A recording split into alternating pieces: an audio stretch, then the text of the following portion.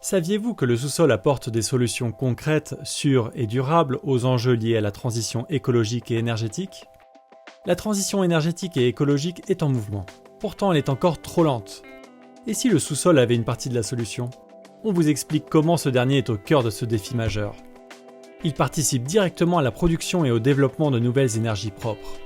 Avec la géothermie avant tout. Le principe, utiliser la chaleur naturelle de la Terre pour produire une énergie décarbonée, locale et disponible H24. Et plus on creuse profondément, plus on peut profiter de la chaleur de la Terre. À moins de 200 mètres de profondeur, on va trouver des températures de moins de 30 degrés que l'on peut utiliser pour alimenter des pompes à chaleur, pour chauffer ou refroidir un bâtiment par exemple. C'est la géothermie dite de surface. Si on creuse plus profondément, jusqu'à 3000 mètres de profondeur, la température peut atteindre jusqu'à 150 degrés. Cette eau très chaude ou vapeur d'eau permet cette fois de chauffer des équipements publics, mais également de produire de l'électricité. On parlera de géothermie profonde. Mais le sous-sol peut nous apporter à plus long terme une autre source d'énergie, l'hydrogène naturel.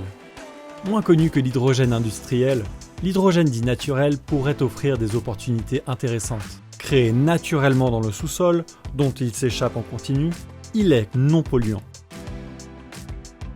Le sous-sol nous alimente ensuite en ressources essentielles qui sont au cœur de la transition énergétique. Pour produire plus d'électricité par énergie renouvelable, nous allons augmenter significativement notre consommation de ressources minières telles que le nickel, le cobalt, le lithium ou encore le cuivre.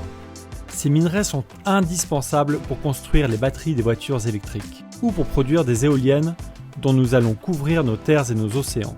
Une éolienne moyenne de 2 MW, c'est 1000 tonnes de béton, 300 tonnes d'acier, 30 tonnes de pétrole et 10 tonnes de cuivre. La demande va donc exploser dans les prochaines années. L'extraction et la gestion du recyclage de ces matières issues du sous-sol sont des éléments cruciaux de la transition. Le sous-sol est également un réservoir d'eau gigantesque. On y trouverait environ l'équivalent de 10 ans de précipitations annuelles en France, soit 2000 milliards de mètres cubes. Et cette réserve d'eau joue un rôle essentiel pour l'alimentation en eau potable, l'irrigation agricole ou encore les activités industrielles. Mais face au changement climatique et à la croissance de la demande, cette ressource qui pouvait paraître inépuisable est de plus en plus menacée. Une gestion responsable de ces eaux est donc cruciale. Le sous-sol, c'est aussi l'accès à un immense espace de stockage à mettre au service de cette transition. Un espace pour stocker de l'énergie propre. L'idée, stocker la surproduction d'énergie renouvelable sous forme de chaleur, biogaz ou d'hydrogène par exemple, pour la redistribuer aux consommateurs à toutes les périodes de l'année.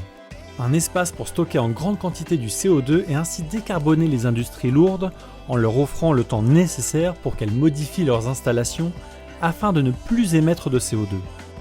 Un espace de confinement surveillé pour stocker les déchets nucléaires de longue vie. Avec près de 400 centrales nucléaires dans le monde, dont 19 en France, il est impossible de ne pas se poser la question de la gestion de ces déchets radioactifs aujourd'hui non recyclables. Le sous-sol, c'est enfin un élément stratégique où se trouvent les fondations de tous nos ouvrages, dont ceux au service de la transition énergétique. Cette transition va imposer de limiter drastiquement l'étalement urbain pour laisser la place aux terrains agricoles et développer les espaces de bio et géodiversité.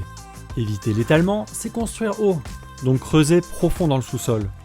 Une maîtrise et une connaissance approfondie de ce dernier, c'est l'assurance de futures constructions qui pourront résister aux traces du temps et au changement climatique.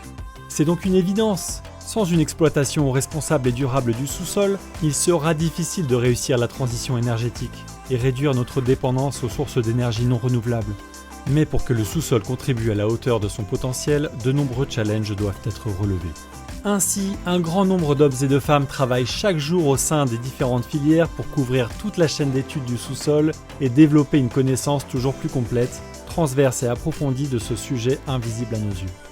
Chez Avenia, unique pôle de compétitivité en France dédié aux industries du sous-sol avec plus de 200 adhérents, nous travaillons chaque jour pour favoriser la collaboration et l'innovation entre les différents acteurs de ces industries afin de relever le défi de la transition.